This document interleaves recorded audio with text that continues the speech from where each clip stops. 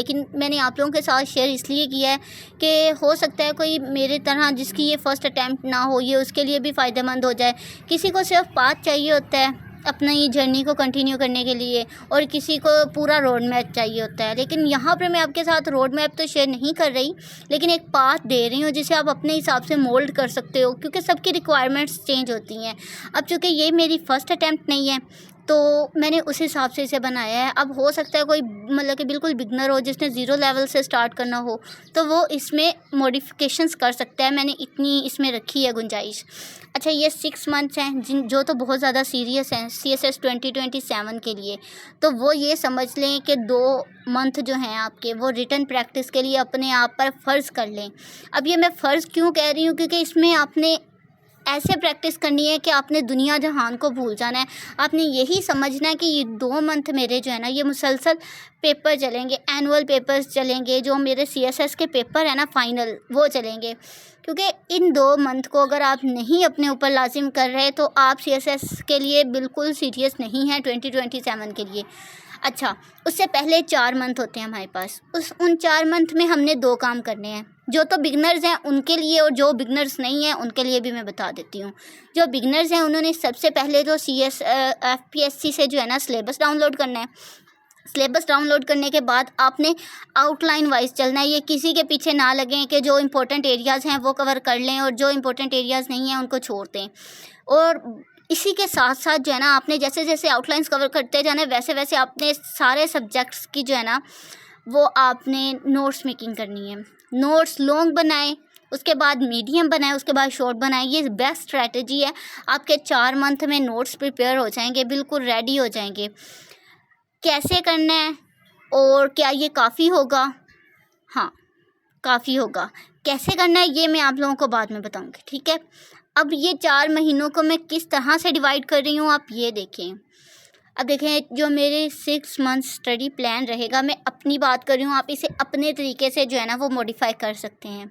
अब मेरे 15 दिन जो हैं अभी कंटिन्यू है, मैं जिनमें क्रिमिनोलॉजी कर रही हूँ, क्योंकि इससे पहले मेरी ये फ़र्स्ट अटैम्प्ट नहीं है। मैं आप लोगों को ये क्लियर बात बता चुकी हूँ, तो इसीलिए मैं ज़रा सा ना चीज़ों को दूसरी तरह से कवर कर रही हूँ। मैं अपनी रिटन प्रैक्टिस अभी से स्टार्ट की हुई है।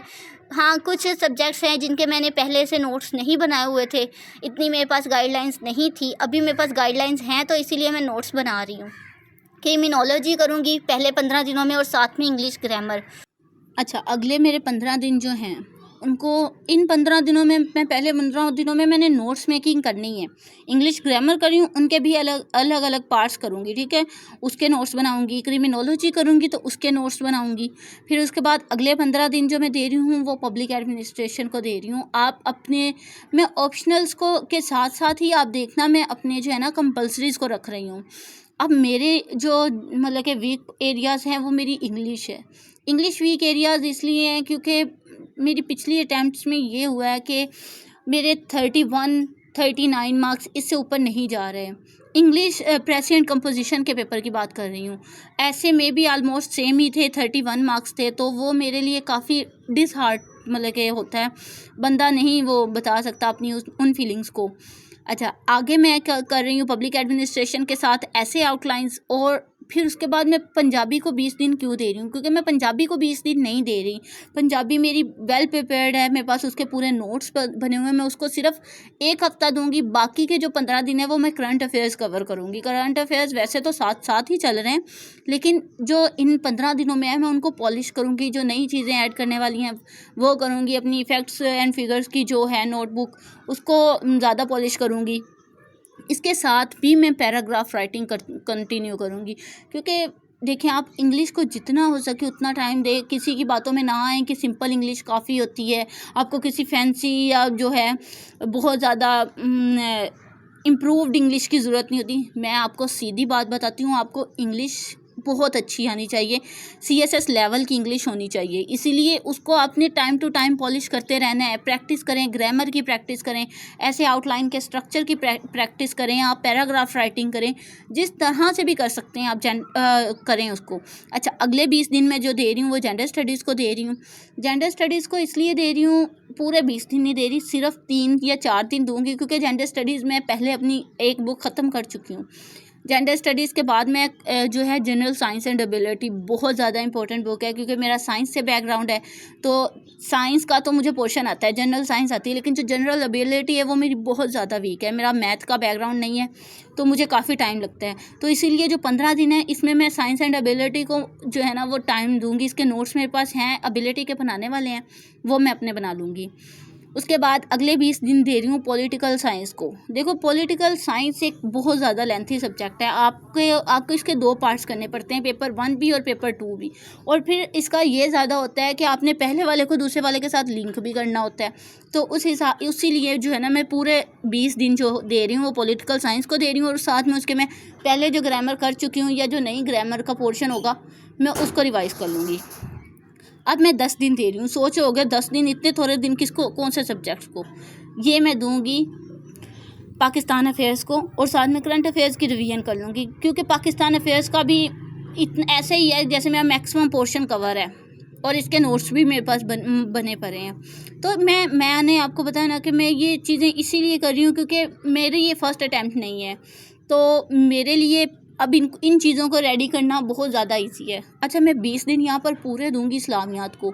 इस्लामियात जो है ना वो इसमें जो है ना CSS में ऐसे के बाद मैं कहती हूँ ज़्यादा फेलियर रेशो इस्लामियात में है।